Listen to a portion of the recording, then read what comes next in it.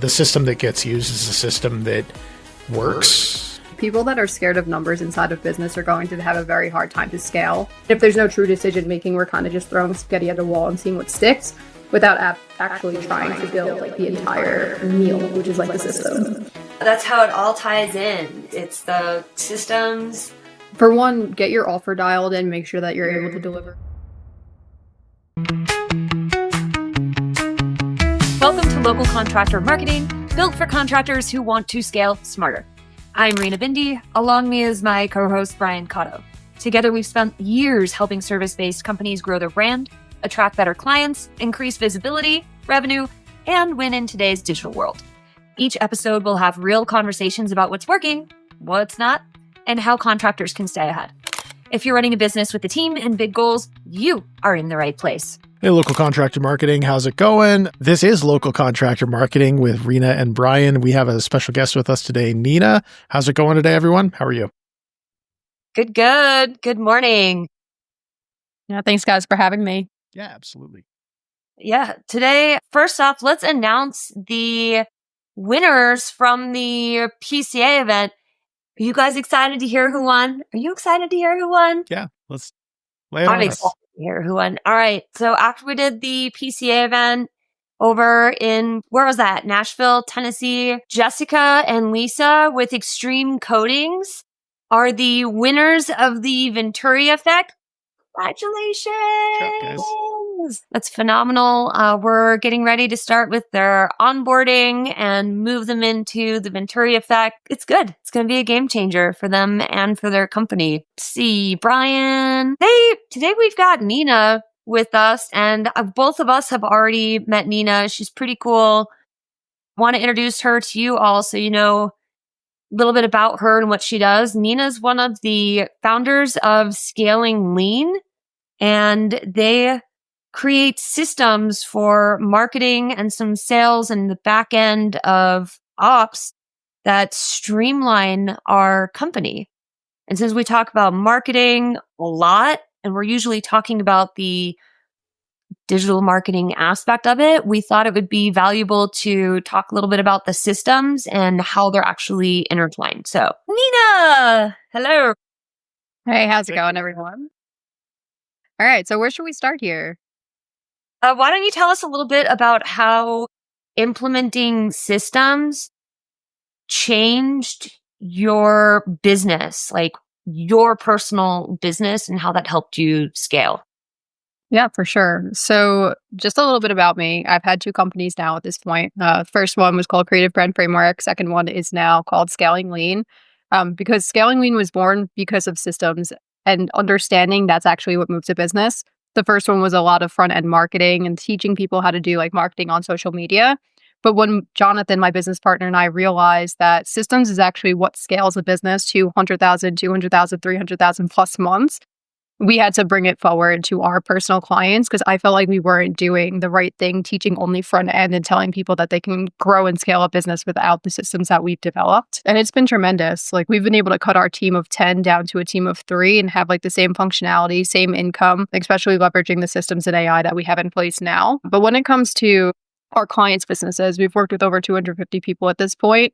It's just having them have that. It's very similar to what you were going through, Rina, of like scattered different processes in place and really consolidating it into one system. We use Conversion Pro. I know you guys use Fusion Vine, which is awesome for contractors, and bringing everything into a consolidated state where you can see where leads are coming from, where the numbers are currently, and just having like more control over the data in order to make proper decisions in order to grow and scale your business, whether it's hiring team members, where to put ad spend, what to double down in terms of content and networking, et cetera. That's amazing. And it does work that way with like after the systems are in place. With my first company, I was doing it all originally. And once I got the software and systems into place for the marketing, for the follow-ups, for the CRM, like I scaled massively. I had a team of 32 in no time, and I was able to coordinate, organize, and hire someone to put them in place as the operator.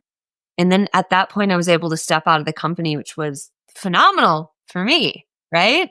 5 years in, having a complete system in place And I wasn't even a big company. I wasn't like making even $250,000 a year or anything. I was very small, and it transformed everything for me. I think it's beautiful that you're helping companies with the scaling aspect and helping them systematize. Can you give some examples of a system that you've implemented and how it's worked either for you or one of your clients? Yeah, for sure. So a lot of times people will have a lot of great marketing on the front end. And I'll take Eric. He's a great example. He is a coach who helps people with affiliate marketing and kind of just teach the processing of affiliate marketing. So he was really big on TikTok. He grew his following to 125,000 people and was just pumping out content every day. He's a content creator by heart, right? He came from construction industry, got on social media, but he didn't have a system on the back end. So we started with him and he was at zero. So we helped him get to that like $20,000 to $30,000 per month mark where he was just like able to close deals from social media. But he was like, I really want to grow this thing. So Jonathan and I actually hopped into his back end and we realized he had a marketing system to get people from like social media into his ecosystem, but he didn't have a proper CRM. But then we built the entire sales system. So we built different funnels, we built follow-up processes, text messages, emails, etc.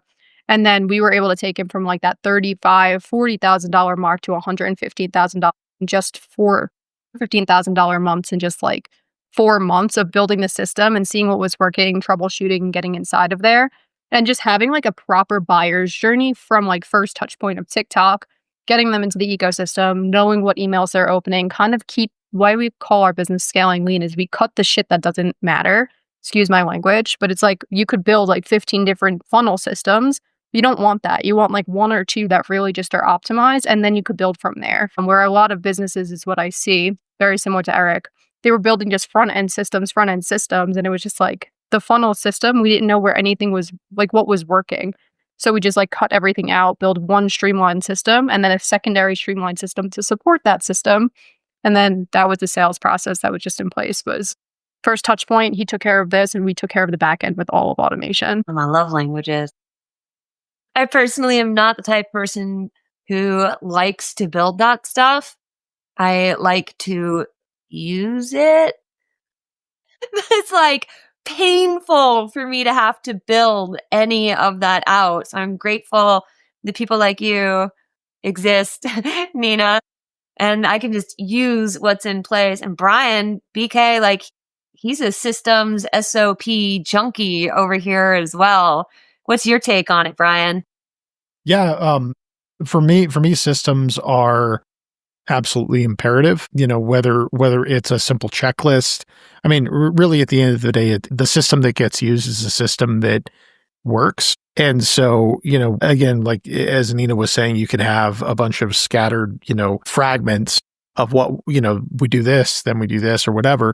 But unless it's a cohesive, like end-to-end system, it oftentimes you'll find fractures or breaking points within it. So yeah, I agree with that completely. For a lot of the stuff that I do, it's heavily reliant on systems because most of the things I work with are bots, right? And so if you're not properly coding out a bot, it's going to get to a particular thing. And if you're not explicit with how you want it to work, that bot fails. It's not going to do anything that it's not coded to do, or if it hits a dead end and it's like, well, we got to the end point here and you're not seeing that system all the way through from end to end to end to end or chaining them, you're going to end up with a lot of, you end up with fragments. I love that point, Brian, because I could even say people that are scared of numbers inside of business are going to have a very hard time to scale. And I feel like a lot of the things that you do and a lot of the things that we do here at Scaling Lean is connecting the numbers to make them make sense of conversion points, drop-off points, etc. But if people are not looking at these numbers, there's no way that they can truly scale with a systematic way. You could have like these months where people are coming in from social media and there will be influx, but there's no predictability behind it. Whereas when you have these like touch points that end and start and end, it's a very easy way to see like where there's drop off and kind of leakage in the funnel and or leakage in the system. And that's how you can just plug it up and keep them moving along. And numbers is what's going to run and scale the business at the end of the day, is how I personally see it. And if people are not willing to look at the numbers, have the spreadsheets, have the data, have the CRM telling you what it is, there's no like true decision making in the process. And if there's no true decision making, we're kind of just throwing spaghetti at the wall and seeing what sticks without actually trying to build like the entire, I guess you could say, meal, which is like the system. I agree on that. When Brian and I take on a client with Venturi, we make sure that they have a system in place. And it's night and day difference when I'm talking with the owners of the companies or the marketing director, and we're diving through the numbers to see where the gaps are at in their analytics and their organic. Do a once over on the website just to look to see how it's tied in and what's coming in, what's converting and not converting. And if they don't have a system in place, even just from the digital marketing aspect of it, like we can't step them into the Venturi effect, because once their phone starts ringing, what are they going to do with all those leads? And it is throwing the spaghetti on the wall and seeing what sticks, but they're just going to be grabbing a couple of noodles here and there and the rest of it's on the floor. And we want to create that plate to support it all and have it served rather than throwing up onto the wall. And I would even back that up a step before it's even we get this influx of clients that they don't even know what to do with. If you take that back a couple steps, even it's if you don't have a system in place or have a realistic offer to give to people, you're throwing spaghetti at the wall. I mean, at the end of the day, that's probably one of the biggest, most actionable things I can give to any of the people watching this. Is if you don't have a great offer, or if you don't have something that of actual value and substance, then you're already at a disadvantage. You know, if you're saying you're a plumber and our unique selling proposition, our unique touch point is that we have excellent customer service. Who cares? I mean, right? Like that's a non-competitive, non-issue that, you know, clients look at and they're like, well, I would hope so. You know, I hope you have great customer service. So yeah. There's the balance between the three that we typically lean into. And I'm working with a catering/private chef company right now that 100% is exactly what you're saying. So there's three pillars that we always lean into. It's marketing, sales, and operations for client success. And if you have all three dialed in, a lot of people focus on marketing and they're really good at sales, but they're really crappy at client success. Or they're really good at client success and they're really bad at marketing and sales. And marketing and sales are pretty much intertwined. But there is a balance at scale. So if like you're pulling in with, if you're not really good at your operations for client success and you're not able to deliver at like mass, like if you're getting leads and you're not able to close them and then deliver, it doesn't really matter what type of systems you have in place. Like each system of marketing systems, sales systems, and client success have to be like linear and operate in like a very streamlined way, or your business is going to collapse and fail. Doesn't matter what business it is. We've worked with coaching companies, we've worked with contractors, we've worked with private chefs, etc., lawyers, and doctors' offices. It's like everything has to be like a unison, where if you are marketing and you are selling, you're going to have to be able to deliver. And if you are trying to deliver, you're going to need someone to deliver to. So they have to work in unison. Well put. That's beautiful. That's how it all ties in. It's the systems with sales, marketing, finance, and technician who's actually doing the work, like the 5 pillars of business building. So us as founders can step in or out and work on the business rather than in the business. And this is a very complete and robust conversation. I'm enjoying this. My favorite topics. I know that you were just at the PCA event, Rina. Can you tell us a little bit what it was like to kind of connect with the contractors there and what they're up to and why you were there? Yeah, I love it. I love when I get invited to speak. The PCA, which is the Painting Contractors Association, just had their Women in Paint conference, and I was speaking about brand, like two brands, one reputation, and how we have our business brand and the brand signals that we send out digitally, and then how us as individuals, we're representing ourselves as individuals, but we're also representing the company, and how that affects the reviews for the company, how it affects every aspect. Like, do you wear uniforms? You know, how's your follow-up? The people who are in there representing you, what are they doing? What's their SOP? What's their process? Is there consistency within that for the company? Because that review that the client leaves at the end is going to affect the brand as a whole and the brand signals that are being sent out, which affects the marketing. And we dove into that for a while. It was so much fun. And we did it game show themed, made a lot of powerful connections with some pretty mind-blowing female entrepreneurs, passionate, determined, leaning into scaling and growing their companies, to educating themselves.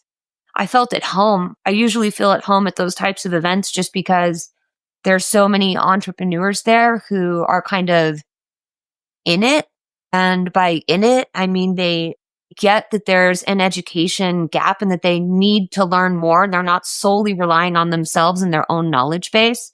So they're at that point to where they're listening, and I know I'm able to add value through education and empower them to make better decisions.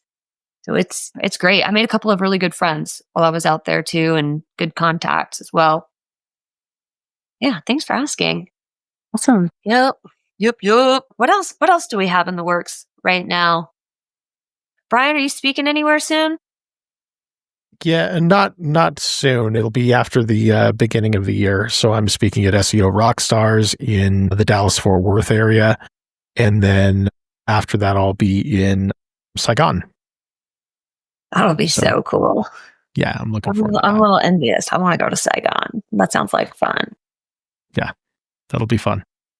Nina, you just had an event that you did, your live event where you were teaching people about how to do the integrations. That was in Scottsdale. How was that? Yeah, so Scaling Lead had our annual event, I think the end of September. We had a lot of things going on, but it was like, I think September 26th, 27th, 28th, around that weekend. And yeah, we had clients flying from around the country. We had locals come in, and we were just teaching like sales, marketing. We had a couple of guest speakers talking about AI and content on social media and how to build like automated systems on the front end to really tie into our back end, since we're primarily focused on ads. It was a really cool event. We had live workshop the second day. So anything that they learned on the first day, we were walking them through with leveraging AI in order to create a voice for themselves. We call it the co-pilot, to really just spit out information and really have like good AI content and have like a robust marketing strategy where a lot of people aren't using AI correctly in the online space. And then how to tie that into your email marketing, your text marketing, your video sales letters, et cetera. Very similar to what the process that you guys went through recently with Scaling Lean. Yeah, and it's helpful. All of the information has helped me organize and focus. But what's your suggestion for companies? Because I know that we're talking about the systems and building it out, and that can be scary for a lot of different people who don't even maybe have something in place. What's your recommendation for, say, a business owner who's still in the earlier stage, still doing $500,000 or less? I mean, I'd do it even like from day one out of the gate, get these things in place. What's your suggestion for them and a good place to start? Yeah, so it really depends on, for one, get your offer dialed in, make sure that you're able to deliver if you're going to turn on marketing. That would be my first and foremost suggestion, because a lot of people lean on paid advertising, but then they're not able to deliver. But if you are looking to grow, leads is the most important thing because you need cash inside of your business. So if you are under $500,000 per year, especially in your guys' space with contractors, the most important thing is to get that revenue up and making sure that you're able to deliver before you even build a system. A lot of people jump the gun with systems. I think that you can land a lot of clients and have a lot of just like, make sure that people are answering the phones first and foremost. So if you have leads coming in, leads are getting touched within the first 5 to 15 minutes, whether it's AI and or yourself answering the phone or a salesperson.